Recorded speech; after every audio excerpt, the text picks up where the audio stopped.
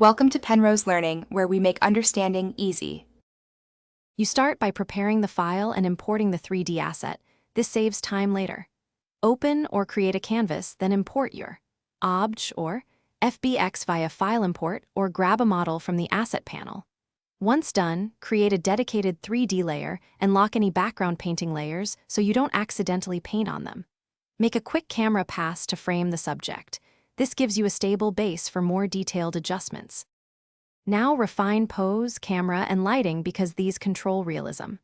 Use the 3D object and operation tools to rotate, scale, and pose parts. Make subtle changes, not extreme jumps. Next, tune the camera. Change focal length or perspective to match your scene and lock the camera when satisfied. Then set up lights, adjust intensity, color, and shadow softness. Enable ambient occlusion or add a fill light to finish by converting the 3D into artwork and refining it. Rasterize or render the 3D layer, then create line work and paint on separate layers.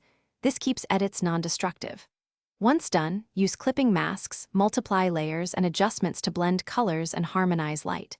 If something goes wrong, textures missing, or odd lighting, reset the 3D layer, clear temporary caches, and re-import the model.